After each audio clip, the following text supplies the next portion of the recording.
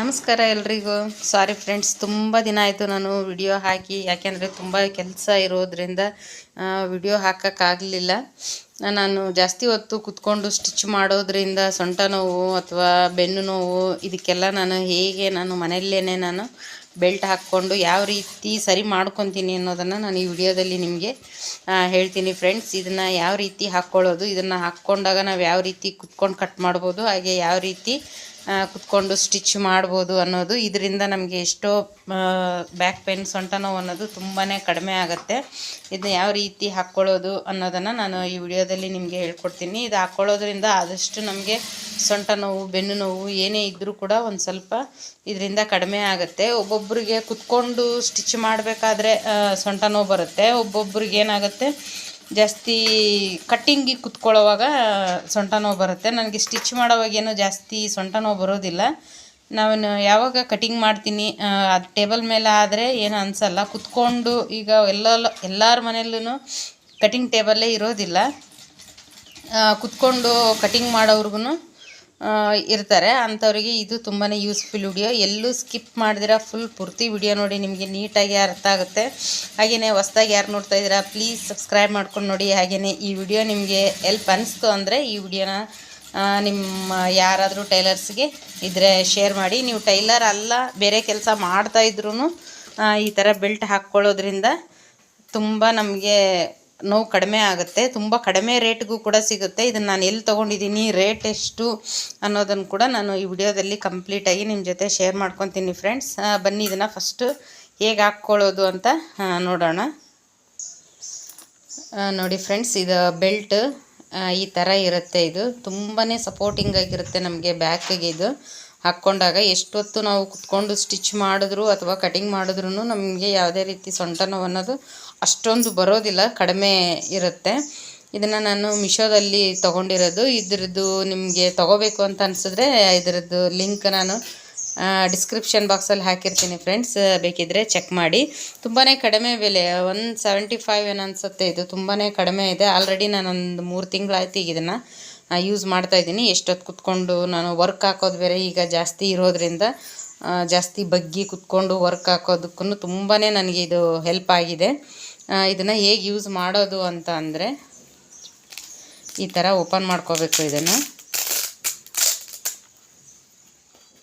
ನೋಡಿ, ಈ ಥರ ಇರುತ್ತೆ ಇದು.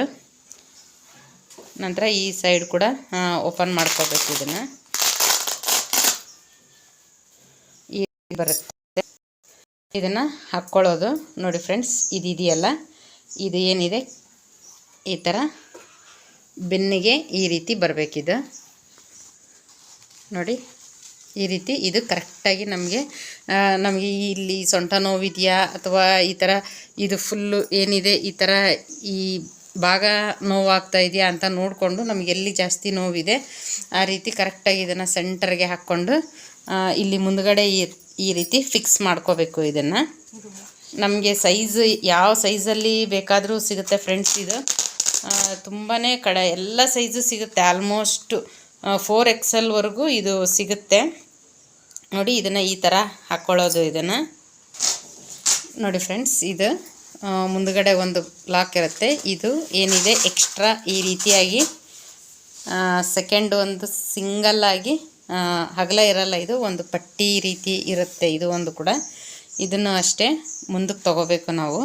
ಎರಡು ಸೈಡು ಕೂಡ ಅಷ್ಟೇ ಮುಂದೆ ಭಾಗ ಬರೋ ಹಾಗೆ ತೊಗೊಂಡು ಈ ರೀತಿ ಫಸ್ಟ್ ನಾವೇನು ಇದನ್ನು ಬೆಲ್ಟ್ ಹಾಕಿರ್ತೀವೋ ಅದ್ರ ಮೇಲೇ ಇದನ್ನು ಒಂದು ಟೈಟಾಗಿ ಹಾಕ್ಕೊಳ್ಳೋದು ನಾವು. ಹಾಕ್ಕೊಂಡು ನೀವು ಎಷ್ಟೊತ್ತು ಬೇಕಾದ್ರೂ ಸ್ವಲ್ಪ ಆಗ್ತಾನೆ ಊಟ ಮಾಡಿದ್ದೀರಾ ಅನ್ನೋ ಹಾಗಿದ್ದರೆ ಒಂಚೂರು ಲೂಸಾಗಿ ಹಾಕ್ಕೊಳ್ಳಿ.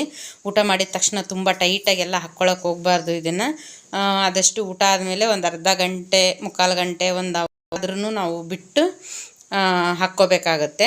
ಇದನ್ನು ಹಾಕ್ಕೊಂಡು ನಾವು ಕಂಫರ್ಟಬಲಾಗಿ ಕುತ್ಕೊಂಡು ಸ್ಟಿಚಿಂಗ್ ಮಾಡ್ಬೋದು.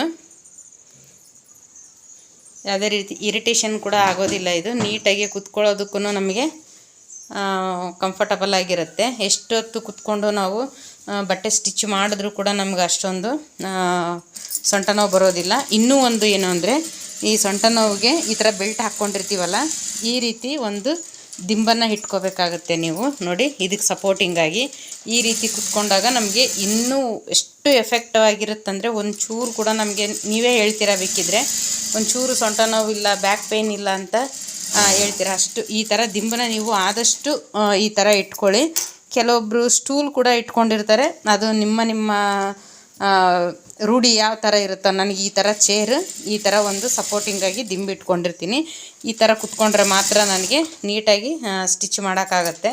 ಅದೇ ರೀತಿ ಕಟಿಂಗಿಗಾದ್ರೂ ಅಷ್ಟೇ ನಾವು ಇದೇ ರೀತಿ ಬೆಲ್ಟ್ ಹಾಕ್ಕೊಂಡು ಈಸಿಯಾಗಿ ಕಟಿಂಗ್ ಮಾಡ್ಬೋದು.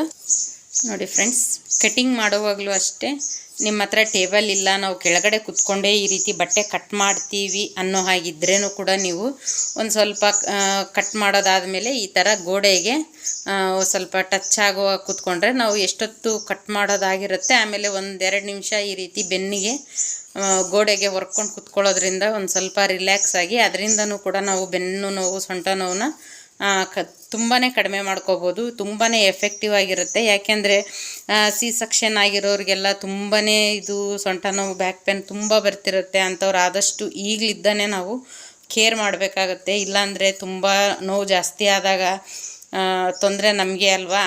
ಆದಷ್ಟು ಈ ಥರ ನೀವು ಏನಾದರೂ ಥರ ಒಂದು ಬ್ಯಾಕ್ ಸಪೋರ್ಟ್ ತೊಗೊಳೋದ್ರಿಂದ ತುಂಬಾ ನಮಗೆ ಹೆಲ್ಪ್ ಆಗುತ್ತೆ.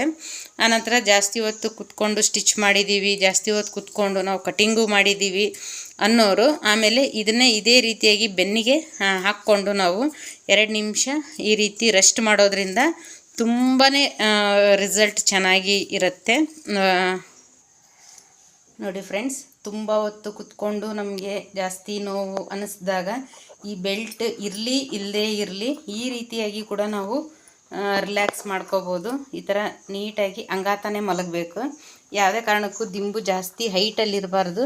ಅದು ದಿಂಬು ಕೂಡ ಸಾಫ್ಟಾಗಿರೋವಂಥ ದಿಂಬು, ಹೈಟ್ ಜಾಸ್ತಿ ಇರಬಾರ್ದು. ಈ ರೀತಿಯಾಗಿ ದಿಂಬು ಇಟ್ಕೋಬೇಕಾಗತ್ತೆ. ಬೆಲ್ಟ್ ಹಾಕ್ಕೊಂಡು ಕೂಡ ನೀವು ಈ ರೀತಿಯಾಗಿ ಮಲಗ್ಬೋದು. ನೋಡಿ ಎಷ್ಟು ಸಪೋರ್ಟಿವ್ ಆಗಿರುತ್ತೆ ಅಂತ ಅಂದರೆ ತುಂಬಾ ನಮಗೆ ಇದರಿಂದ ಎಷ್ಟು ರಿಲ್ಯಾಕ್ಸ್ ಅನಿಸುತ್ತೆ. ಯಾವುದೇ ಪೇಯ್ನ್ ಕಿಲ್ಲರ್ ತೊಗೋಬೇಕಾಗಿಲ್ಲ, ಯಾವುದೇ ಪೇಯ್ನ್ ಬಾಮ್ ಕೂಡ ನಾವು ಹಚ್ಚಬೇಕಾಗಿಲ್ಲ. ಈ ರೀತಿಯಾಗಿ ಅಂಗಾತವಾಗಿ ನಾವು ನೋಡಿ ಈ ರೀತಿ ಅಂಗಾತವಾಗಿ ನಾವು ಮಲಗೋದ್ರಿಂದ ಎಷ್ಟೋ ನಮಗೆ ರಿಲ್ಯಾಕ್ಸ್ ಅನಿಸುತ್ತೆ. 1 ಗಂಟೆ 2 ಗಂಟೆಗೆ ಒಂದು ಸಲ ಆದ್ರೂ ನಾವು ಈ ರೀತಿ ಬೆಲ್ಟ್ ಇರಲಿ ಇಲ್ಲದೆ ಹೋಗಲಿ ಜಾಸ್ತಿ ಹೊತ್ತು ಕುತ್ಕೊಂಡು ಸ್ಟಿಚ್ ಮಾಡಿದಾಗ, ಅದರಲ್ಲೂ ಸ್ವಲ್ಪ ದಪ್ಪ ಇರೋರಾಯಿತು ಅಥವಾ ಮೊದಲಿಂದನೇ ಬೆನ್ನೋವು ಸೊಂಟ ನೋವು ಇದೆ ಅಂತ ಅನ್ನೋರಾದ್ರೂ ಕೂಡ ಈ ರೀತಿ 1-2 ನಿಮಿಷ ನಾವು ಮಲಗೋದ್ರಿಂದ ಇದರಿಂದ ಕೂಡ ನಮಗೆ ಆರಾಮ ಅನಿಸುತ್ತೆ. ಆನಂತರ ನೋಡಿ ಹೇಳಿದ್ನಲ್ಲ ಅದೇ ದಿಂಬು ತುಂಬ ಸಾಫ್ಟಾಗಿರಬೇಕು, ಜಾಸ್ತಿ ಹೈಟ್ ಇರಬಾರ್ದು. ನೋಡಿ ತುಂಬಾ ಕಡಿಮೆ ಇದೆ ಇದು. ಈ ರೀತಿಯಾಗಿ ದಿಂಬಿಟ್ಕೋಬೇಕಾಗತ್ತೆ ನಾವು. ಕೆಲವೊಬ್ಬರು ಹೊಸದಾಗಿ ಕಲಿತಾ ಇರೋರಿಗೆ ಕೆಲವೊಂದಷ್ಟು ಗೊತ್ತಿರೋದಿಲ್ಲ. ಆದಷ್ಟು ಇವನ್ನೆಲ್ಲ ನೀವು ಕೂಡ ತಿಳ್ಕೊಳ್ಳಿ.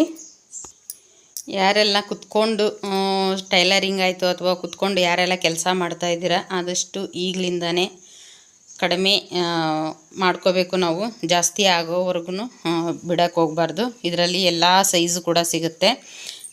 ಎಕ್ಸೆಲ್ಲಿಂದ ಎಲ್ಲ ಸೈಜು ಸಿಗುತ್ತೆ. ಎಷ್ಟು ದಪ್ಪ ಇದ್ದರೂ ಕೂಡ ಆಗುತ್ತೆ. ನೋಡಿ, ಇದು ನಾನು ತೊಗೊಂಡಿರೋದು 3XL. ತುಂಬಾ ಇದರಲ್ಲಿ ನಾವು ಸೈಜ್ನ ಎಷ್ಟಕ್ಕೆ ಬೇಕಾದ್ರೂ ಹಾಕ್ಕೋಬೋದು. ಇದನ್ನು ನೋಡಿ ಈ ರೀತಿಯಾಗಿರುತ್ತೆ.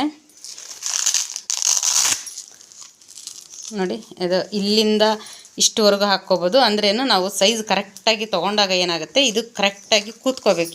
ಈ ರೀತಿ ಇರೋ ಥರ ಸೈಜ್ನ ನೀವು ತೊಗೋಬೇಕಾಗತ್ತೆ ಫ್ರೆಂಡ್ಸ್. ಈ ವಿಡಿಯೋ ಯಾರಿಗೆಲ್ಲ ಇಷ್ಟ ಆಯಿತೋ ಪ್ಲೀಸ್ ಒಂದು ಲೈಕ್ ಮಾಡಿ. ಟೈಲರಿಂಗ್ ಕ್ಲಾಸ್ ಸ್ಟಾರ್ಟ್ ಮಾಡ್ತೀನಿ ಅಂತ ಹೇಳಿದ್ದೆ. ಸಾರಿ, ಎಲ್ಲರಿಗೂ ಕ್ಷಮೆ ಕೇಳ್ತೀನಿ, ಲೇಟ್ ಆಯಿತು ಅಂತ. ಖಂಡಿತ ಸ್ಟಾರ್ಟ್ ಮಾಡ್ತೀನಿ. ಆಯಿತು, ಇನ್ನು ಎಲ್ಲ ಕೆಲಸನೂ ಮುಗೀತು. ಆದರೂ ಮದುವೆ ಸೀಸನ್ನು ಬಂದೇ ಬರ್ತವೆ. ನೋಡೋಣ, ಈ ವಾರದಲ್ಲಿ ಎಂಡ್ಗಾದರೂ ಸ್ಟಾರ್ಟ್ ಮಾಡಬೇಕು ಅಂತ ಅಂದ್ಕೊಂಡಿದ್ದೀನಿ. ಆದಷ್ಟು ಸ್ಟಾರ್ಟ್ ಮಾಡ್ತೀನಿ. ನೀವು ಯಾರೆಲ್ಲ ಕಲಿಬೇಕು ಅಂತ ಅಂದ್ಕೊಂಡಿದ್ದೀರೋ ಎಲ್ಲರೂ ನಮ್ಮ ಚಾನಲ್ನ ಸಬ್ಸ್ಕ್ರೈಬ್ ಮಾಡ್ಕೊಳ್ಳಿ. ಹಾಗೆಯೇ ನನಗೆ ಈ ವಿಡಿಯೋ ಹೇಗೆ ಅನ್ನಿಸ್ತು ಅನ್ನೋದನ್ನು ಕಮೆಂಟ್ ಮಾಡಿ ತಿಳಿಸಿ. ಹಾಗಿದ್ರೆ ನೆಕ್ಸ್ಟ್ ವಿಡಿಯೋದಲ್ಲಿ ಸಿಗೋಣ friends. Thank you so much.